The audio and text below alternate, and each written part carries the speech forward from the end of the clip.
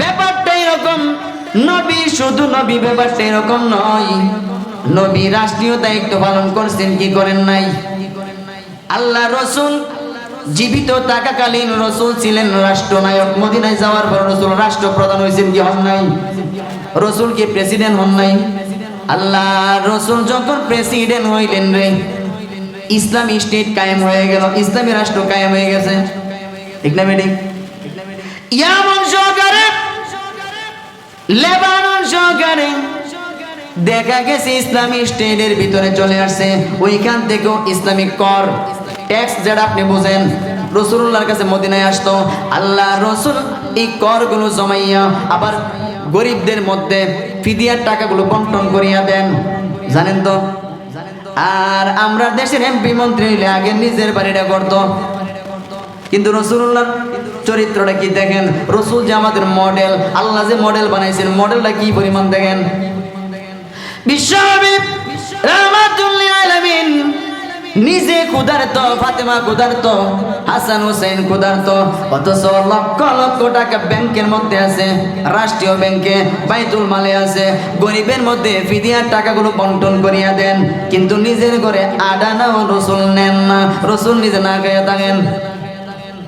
আর আমরা দেশের এমপি মন্ত্রী হইলে কইলো গরিবের গোষ্ঠী গিলাই আগে একটা মাস্তানা আলিশান বাড়ি করে লই, কথা ঠিক নেই?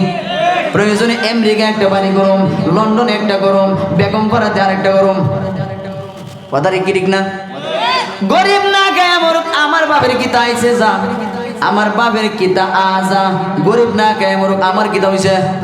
আমি তো এমপি হয়েছি, মন্ত্রী হয়েছি, আমি আগে খাইয়া লই, পরবর্তী টাম্পে কি হইব জানি না, ঠিক কিনা? এজন্য 50 বছর যাতে আমার সন্তান, আমার নাতি পতি যাতে বৈশা বৈশা আলিশান অবস্থায় খায়া বাঁচতে পারে, এই ধরনের কামাইয়া লই। এটা হইল চিন্তা ভাবনা বাংলাদেশের এমপি মন্ত্রীর। বাস্তবতা এটা হয়েছে না?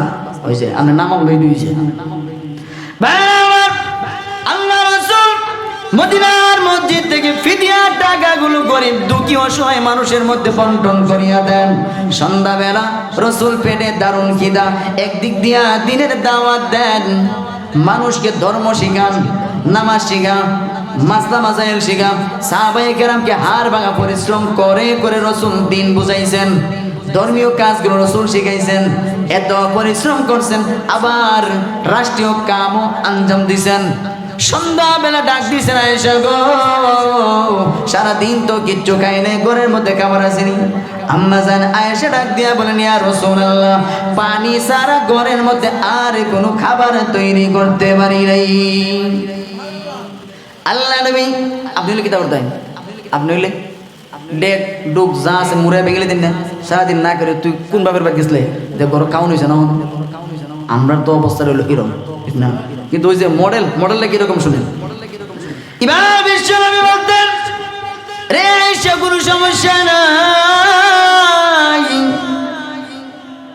তুমি ওই যে ময়দা দিয়া কায়া মাখো, আমি তোমার রুটি বানায়া দেই, তুমি রুটিগুলো তাওয়ার মধ্যে দেও, আমি তোমারে বানাইয়া দেই। তুমি আলু কাটো, আমি টমেটো কাটতে দেই। তুমি প্লেটগুলো মাজো, আমি তোমারে জগ ভরাইয়া পানি আইনা দেই। ওই যে মডেল যে। এবার মুহাদ্দিসিনে কেরাম এই হাদিস বর্ণনা করে বলেন, আম্মা জান আয়েশা সিদ্দিকার থেকে বর্ণনা হাদিস। মুহাদ্দিসিনে কেরাম বলেন, আল্লাহর রাসূল স্ত্রীর রান্নাঘরের কাজে অর্ধেক হেল্প করিয়া উম্মতকে স্ত্রীর হক শিক্ষা দিয়া গেছে।